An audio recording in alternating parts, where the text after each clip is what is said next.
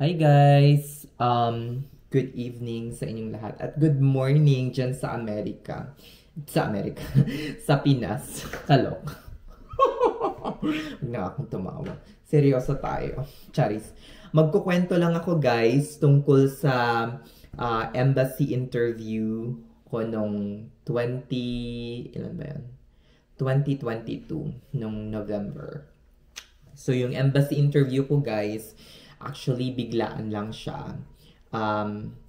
Right after my medical. Siguro mga 1 or 2 days after ng medical ko. Kunyari, nagpa-medical ako ng Wednesday, first day ng medical. Dalawang araw pa naman yung medical sa St. Luke's. First day will be like your mga eye exam, physical assessment, x-ray mo, tapos yung pangalawang araw or the second day will be your like vaccination. So kung ngayon yung vaccination ko, bukas na yung interview ko, as in. Pwede naman yun daw for urgent, mabilisan naman nilang sinesend electronically papuntang US Embassy. So cut na natin yung medical na yun. Dito tayo mag-focus sa aking US Embassy interview. So kung nanonood ka ngayon, for sure, it's either DQ ka na or malapit na yung iyong US Embassy interview. So ano ba yung mga documents na prepare ko at paano ba mag-book sa Pinas? Sa Pinas kasi, hindi embassy na ngayon yung nagbibigay ng US, hindi na embassy yung nagbibigay ng interview date. Dati ganon. Pero ngayon, nagbubook na yung mga tao through CGI Federal. Ang problema lang, palaging nagkakaubusan ng slot. Kasi nga, yung iba, kahit DQ pa lang at hindi pa case ready, nagbubook na agad ng US Embassy interview. So, ang nangyayari, nauubusan yung ibang ready na yung case. So, kung hindi pa po ready yung case natin, please wag na po tayong mag-book muna or mag-agawan ng slot. Lahat naman po tayo, for sure, makakarating ng Amerika. Charis! Ayun. Okay, let's start sa mga documents na prepare ko before that interview date. Of course, yung medical ko, yon, sinecure ko yon. Actually, hindi ko pa nakuha yung result ng medical ko, yung hard copy talaga. Hindi ko pa yun nakuha bago ng interview date ko. Nakuha ko yung result ng hard copy ng medical ko after na ng embassy interview ko. O, diba, nakakatawa. Nagmamadali mag-Amerika. Yon, after na ng embassy interview ko, tsaka ko dinaanan sa St. Luke's at kinuha yung aking result or hard copy ng medical ko. So, during my embassy interview, ang nakita lang ata ng consul is electronic copy na sinend sa kanila electronically ng St. Luke's Medical Center. Pwede naman yun, guys. So, ganito. Ang mga documents na prepare ko, unang-una na ay birth certificate, galing PSA, of course. Kumuha din ako ng CENOMAR, Certificate of No Marriage, kasi nga single ako. But if you are married, dapat kumuha ka rin ng marriage certificate galing PSA. So, ang pagkuha nito guys, ang ginawa ko, pwede kayong pumunta mismo sa PSA office, pero ako, ang ginawa ko, kumuha lang ako ng nag-apply ako online and then dineliver na via LBC. I think ang total na ginastos ko lang for my CENOMAR is around 200 plus. Tapos 300 plus ata. Basta hindi siya umabot ng 500. Dineliver na yun ng PSA mismo sa bahay. Pero yung CENOMAR, I think nasa Manila na ako noon, pinadeliver ko na lang sa kung saan ako nagsistay. So yon, kailangan yun ng PSA tsaka CENOMAR. Pangalawa, visa screen. Dapat meron na kayong visa screen guys, CGFNS visa screen. Kasi kung wala, matutu 1G kayo. Ang tutu 1G means pending. Hindi deny, pero pending ang inyong visa. Pag na-submit nyo na yon sa US Embassy via mail, snail mail, yon, aaprubahan na nila kara-karaka yung inyong visa at makukuha ninyo na ang inyong passport. Okay? Pangatlo, kailangan nyo din ng, of course, kailangan nyong dalhin yung passport nyo kasi isasubmit nyo yun sa consul. Okay? Iiwan nyo yun doon kasi makukuha nyo lang yung passport nyo or babalik lang yung passport nyo together with the visa packet pag-approve na yung visa nyo. Okay? So, kailangan nyong dalhin ang inyong passport. Don't forget. Pang-apat, kailangan nyo rin ng, aside from passport, visa screen, PSA certificate, kailangan nyo rin ng NCLEX pass letter. Alam nyo guys, kahit hindi kayo magdala ng copy ng inyong license, hindi na nila binubuklat yon. So, kailangan nyo lang yung inyong NCLEX pass letter. Kailangan nyo. Hinahanap talaga yon ng first na magsiscreen ng inyong documents. So, kailangan nyo rin ng pakikabisado nyo rin yung mga details na pinaglalagay nyo sa inyong DS-260. Kung meron na kayong embassy interview, for sure alam nyo na itong pinagsasabi kong DS-260. Yung in-input ninyo bago nyo isubmit yung DS-260 ninyo. As much as possible guys, kung wala pa kayong interview ngayon at kakatapos nyo lang mag-fill out ng DS-260 ninyo, mas maganda kung na-print out nyo o kaya na-review nyo yung mga pinagsasagot nyo doon sa DS-260. Ano pa ba yung mga... Oh, NBI clearance, hiningan din ako. For those na mga nag-exit na galing Saudi, hindi nyo na kailangan kumuha ng Saudi police clearance. Though tinanong ako, kung meron akong Saudi police clearance, ang sabi ko wala. Hindi na nag-proceed ang consul. Kasi nga alam na alam nila kapag exit ka na, babush. Hindi mo na kailangang mag-present sa kanila ng Saudi police clearance. Entiendes? Entiendes! Charis. Ayun. Ano pa ba yung mga hiningi? Ito lang based from my recollection lang to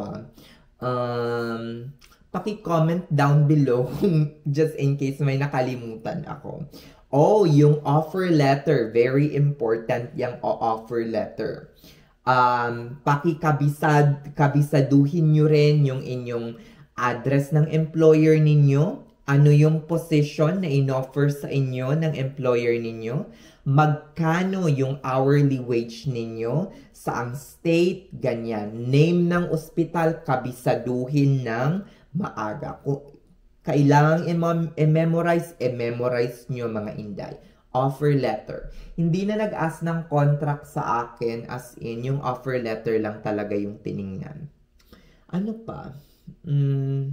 I think yun lang yung mga importante. At saka yung education pala, wag niyong kakalimutan. Yung inyong diploma, TOR, dalhin ninyo. Kasi nga, tinitingnan nila rin. Pero, tinitingnan ng first na magsiscreen. Pero nung nasa consul na ako, ang pinakahiningi talaga sa akin mga inday ay yung visa screen, offer letter, PSA birth certificate, passport, NBI clearance, that's it. Wala nang iba. Yun lang 5. Again, PSA birth certificate, passport, visa screen, NCLEX pass letter, ano pa ba? NBI clearance, yon. At saka yung offer letter. Yun lang yung mga hiningi. Wala nang iba. Sa PSA birth certificate ko, tinanong ako ng consul kung bakit late registered ako. Ang sabi ko, merong gulo sa Mindanao, merong war, naintindihan nyo naman. Mag-explain lang kayo ng mahinahon kung merong mga discrepancy at may intindihan lang din yan ng consul. Maintindihan niya kayo. I think ang reason lang para matutuwan kayo or magkaroon kayo ng problema is kung merong problema yung offer letter. First, kung hindi tugma yung hourly wage sa inyong posisyon.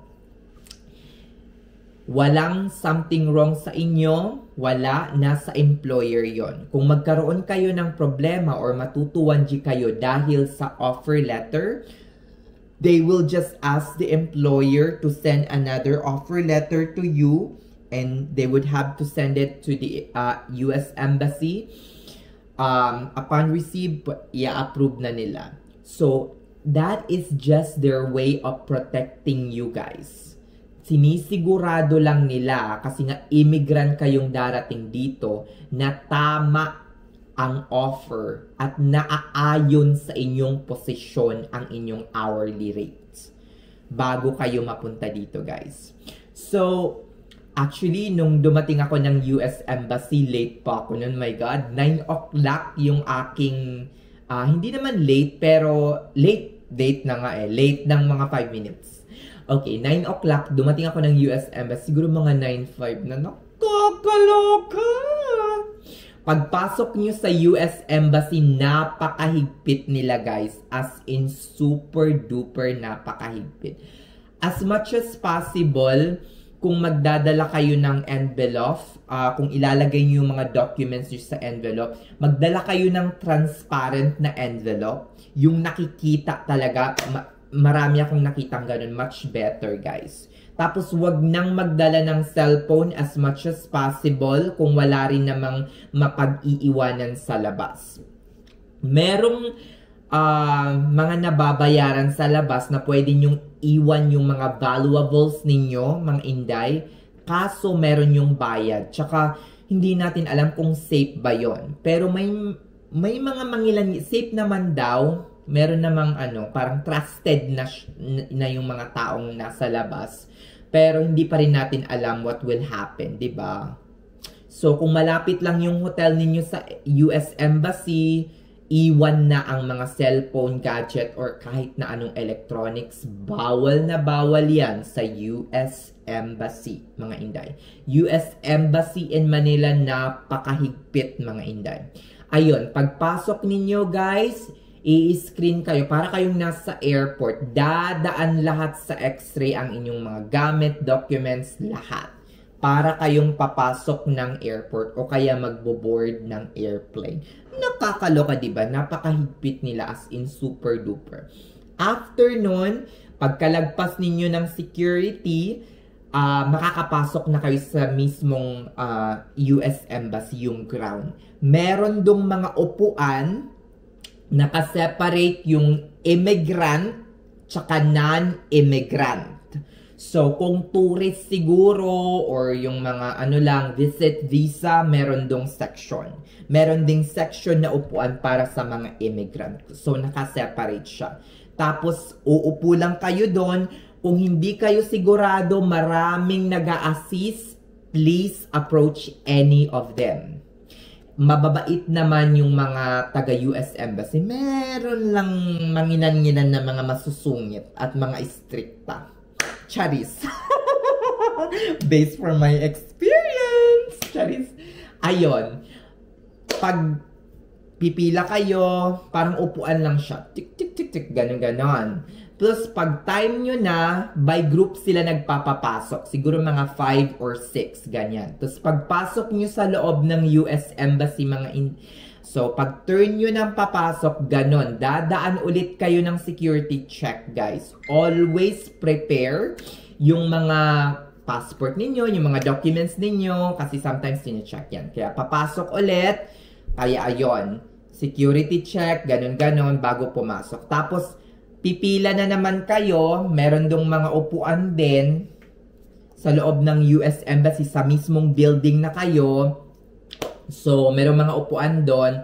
Ang first na pagdadaanan yung mga inday is document verification. Ang mga nag-check na mga document verification, guys, is mga mga Pilipino. Karamihan sa kanila ay mga Pilipino, hindi pa yun yung mismong consul interview, guys. So, tatawagin kayo isa-isa. Kapag turn nyo na, punta na kayo. Titingnan lang nila, actually, bago kayo pa dumating, nakaprepare na lahat ng documents ninyo. Okay? Titingnan lang nila kung kompleto lahat ng mga documents ninyo. Again, yung mga documents na sinabi ko nung una, i-prepare nyo na lang. Okay? So, after nun mga Inday, babalik kayo. Ang documents, ifo-forward na nila yan doon mismo sa console. Merong mga, kunyari, counter 52, counter 53, counter 54, doon sa mga console. Tapos, tatawagin na lang kayo. So, doon, wala nang pila. Magsasabi na lang ng De La Cruz Florenda. Charis. Diba? Pangalan ko na lang, syempre yung anuin ko. Pero nahirapan ng console, dahil kunyari, De La Cruz and Family, counter 52. Mga ganon. O kaya, nung embassy interview ko, nung narinig ko na parang nahirapan yung console, parang hindi ma-pronounce yung pangalan kasi Ahmad. Ganon. Di ma-pronounce. Sabi ko, ay naku, pangalan ko na yan siguro. Counter 46. Charis. Ayun, pumunta na ang lola nyo. Tapos, ang nag-interview sa akin, my gosh, ang first na tanong, sabi niyang ganon, why are you flushing? Sabi kong, and you're, sabi kong ganon, oh, I'm sorry, because you look so handsome. Charis! Ang gwapo mga Inday, nakakaloka. Ayon, hindi umabot ng 1 minuto ang interview actually. Ang gusto ko nga paabutin hanggang mga siguro mga 2 oras, kahit whole day na kami mag-interviewhan. Charis! Ayon, ang tinanong lang sa akin, bakit late registered? Sinagot ko, kasi nga may giyera sa Mindanao. Pangalawa, magkano yung offer sa'yo ng employer mo, anong address ng employer mo, anong position ang in-offer sa'yo ng employer mo. Yon. After everything, ma-verify niya na lahat, that's it. Wala na siyang tinanong ulit. Ang sabi niya sa akin, your visa is approved.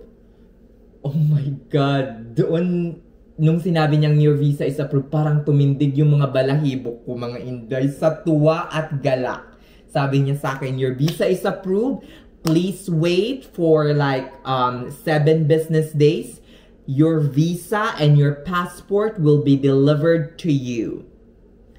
Sabi ko, pak na pak! Ito na to!